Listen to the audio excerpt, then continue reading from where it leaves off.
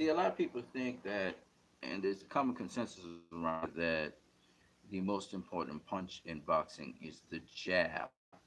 But actually, the jab follows the principle of the lead hand, lead foot, in that your lead hand is the hand in front, that is, and basically that is the closest distance to your opponent. So you utilize that to be the lead hand, and that can dictate what a lot of people don't know.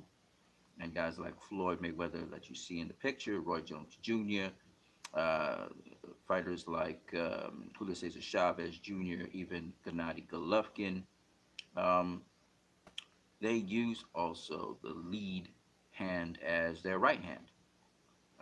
The lead foot is the same because they're in the orthodox stance, but they use their lead hand, which is their right hand. So they can have two lead hands. They can alternate if they're going to jab or if they're going to throw the lead right hand. In fact, Roy Jones Jr.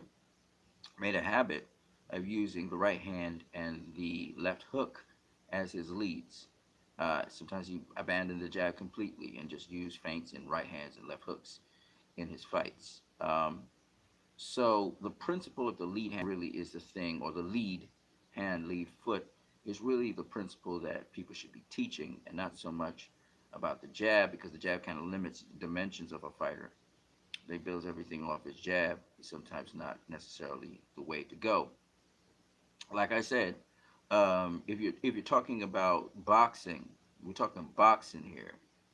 Uh, which lead foot you use, for example, would determine your stance. So, for example, if you're using your left foot as your lead foot, then that is going to be an orthodox stance. If you're using your right foot as your lead foot, then you're in the southpaw stance.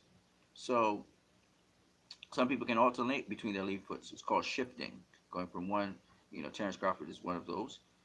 Marvin Hagler was another, where you can shift the lead foot, and that changes up all the angles of approach and etc. So I just wanted to talk about that very briefly here, the lead hand, the lead foot, and how these are tools in offensive fighting as well as defensive fighting. And it's something that a lot of people don't really talk a lot about. That it's really not the jab that's the most important punch in boxing, but the use of the lead hand in boxing. And that could be a number of different variables. I'll give you a perfect example of that.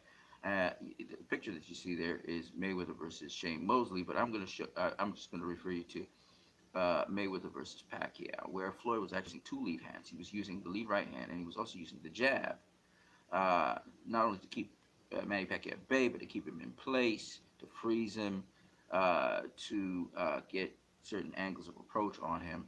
So he was actually using two lead hands. Roy Jones Jr., he would use the right hand as the lead hand against southpaws, particularly. He'd square up a bit so that his right hand would be closer to his opponent, and he would get the angle on his opponent.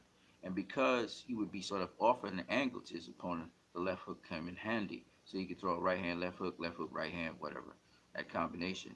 And since he also kind of looped his left hand sometimes from the ground up, like a bowler punch, he could catch his opponent blindsided after throwing the lead right hand. So it was really amazing. Sometimes he'd go one twos as well with jab right hand, or sometimes he would come with a right hand jab, which is something that Manny Pacquiao kind of does as well.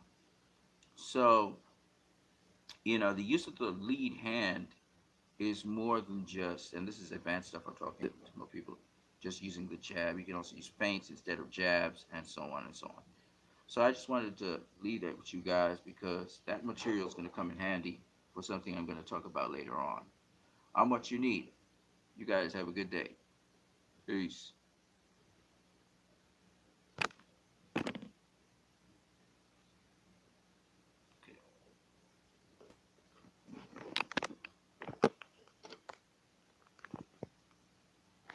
This is the people out there. And this feed in three, in two, in one. We terminate now.